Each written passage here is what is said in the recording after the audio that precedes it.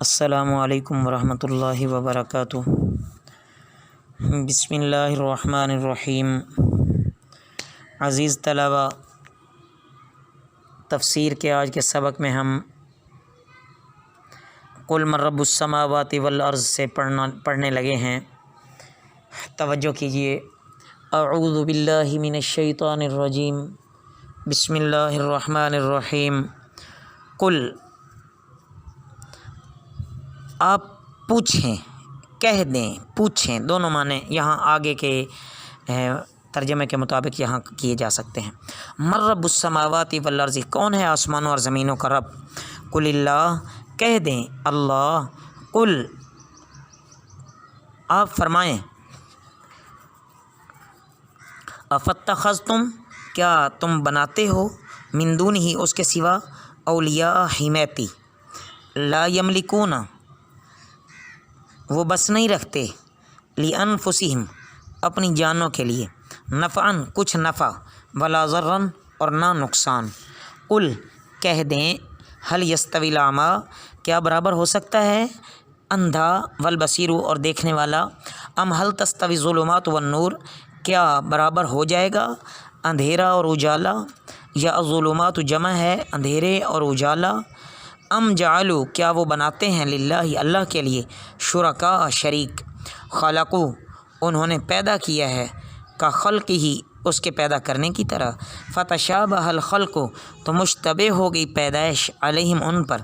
قل اللہ، آپ کہہ دیں اللہ، خالق کل شیء، ہر شے کا پیدا کرنے والا ہے، وہو الواحد القہار، اور وہ یکتا ہے، زبردست ہے۔ انزل، اس نے اتارا، من السماء، آسمان سے، ماء، پانی، فسالت، سو بہہ نکلے، اودیتن، ندی نالے، بقدرہا، اپنے اپنے اندازے سے، فاحتمل السیل، پھر اٹھا لایا نالا، زبدن، جھاگ، رابین، پھولا ہوا، ومما، اور اس سے جو، یوقدون، تپائے ہیں، علیہ، اس پر، فی النار، آگ میں، ابتغاء، حاصل کرنے کو، حلیت، زیور، او متاع، یا اسباب، زبد مثل، جھاگ اسی جیسا، کذالک، اسی طرح، یضرب اللہ الحق، یضرب، بیان کرتا ہے، اللہ، اللہ، الحق، کا حق، والباطل، اور باطل، فاما الزبد، پس بہرحال، الزبد، جھاگ، فیذهب، دور ہو جاتا ہے، جفاء، سوکھ کر، واما، اور لیکن، ما ینفع،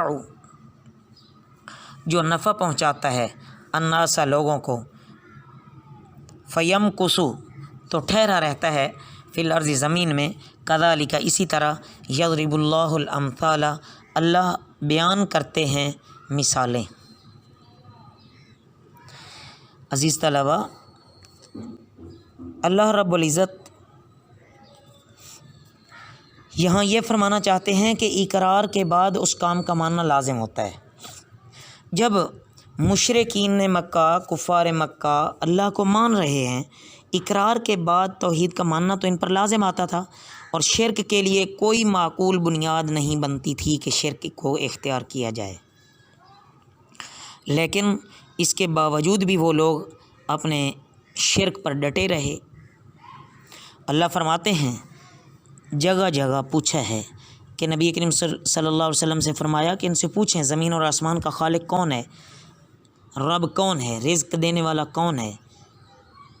یا رسول اللہ صلی اللہ علیہ وسلم، پھر حکم دیا جاتا ہے کہ اے نبی، آپ صلی اللہ علیہ وسلم خود اس سوال کے جواب میں کہہ دیں کہ آسمان اور زمین کا رب اللہ ہے، یعنی اے مشرکین، جب تم اللہ کا اقرار کر چکے، ربوبیت کا اقرار کر چکے، وہ صرف خدا کے لیے کرتے ہو، پھر مدد کے لیے دوسرے حمایتی کہاں سے بنا لیتے ہو، جو نہ تو کوئی نفع پہنچاتے ہیں نہ نقصان پہنچاتے ہیں؟ تو یہ کتنی بے وقوفی والی بات ہے۔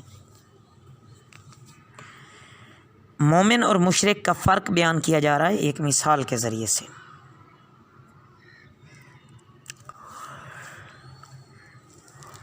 کہ مومن اور مشرک، مطلب بتاؤ تو صحیح، کیا دیکھنے والا اور اندھا برابر ہو جائیں گے؟ ایسا ہرگز نہیں ہو سکتا۔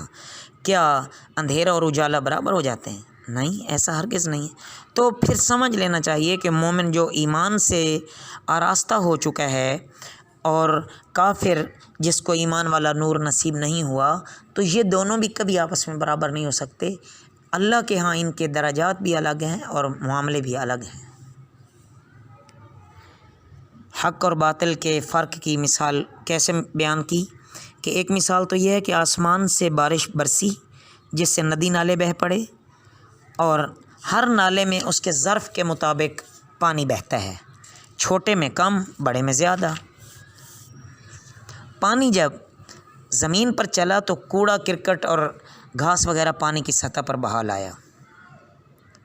دوسری مثال یہ بیان فرمائی کہ جیسے تیز آگ میں چاندی، تانبا، لوہا اور دوسری دھاتیں پگھلاتے ہیں تاکہ زیور، برتن اور ہتھیار وغیرہ تیار کریں، تو اس میں بھی جو میل کچیل اور جھاگ اوپر اٹھتا ہے وہ تھوڑی دیر بعد میل کچیل علیحدہ کر دیا جاتا ہے، جو اصلی چیز ہوتی ہے وہ باقی رہ جاتی ہے جس سے لوگ نفع اٹھاتے ہیں۔ یہی مثال حق اور باطل کی سمجھی جائے کہ جب وہی آسمانی دین حق کو لے کر آتی ہے اور انسانوں کے قلوب اپنے اپنے ظرف کے مطابق اس کو قبول کرتے ہیں، پھر حق اور باطل جب آپس میں بھڑ جاتے ہیں تو یوں مثال ہے جیسے میل کچیل اوپر آ جاتا ہے، باطل جھاگ کی طرح حق کو دبا لیتا ہے، لیکن یہ عارضی ہوتا ہے، اس کے بعد اصلی جو کارآمد چیز ہوتی ہے وہی رہ جاتی ہے، جھاگ تو اوپر سے ختم ہو جایا کرتا ہے۔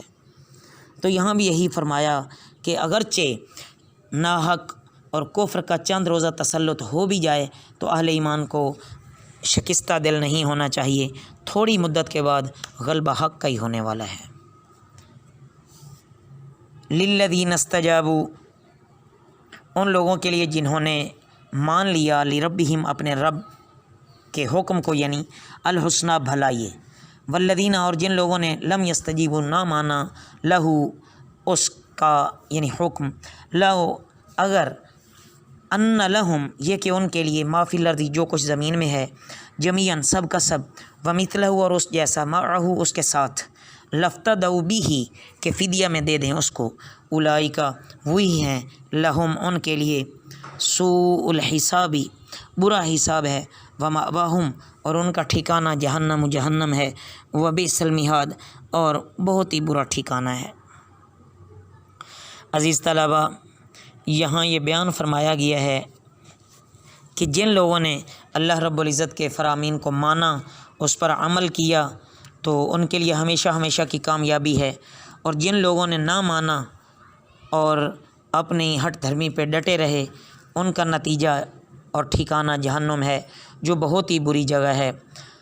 بہرحال مومن اپنی عقل اور چشم بصیرت سے دلائل کو دیکھتا ہے، عقل سے ان کو سمجھتا ہے، تو وہ ایماندار ہو جاتا ہے، اللہ کی اطاعت کرنے لگ جاتا ہے، رسالت کا اقرار کرتا ہے۔ اور کافر اندھے ہیں، یہ نہ ان کو نور بصیرت حاصل ہے، نہ ان کو عقل کا صحیح فہم حاصل ہے، یہ بس اپنی عقل کے گھوڑے دوڑاتے دوڑاتے غلط راستے اختیار کر لیتے ہیں۔ اللہ ہمیں دین کی صحیح سمجھ عطا فرمائیں۔ وما علینا الا البلاغ المبین۔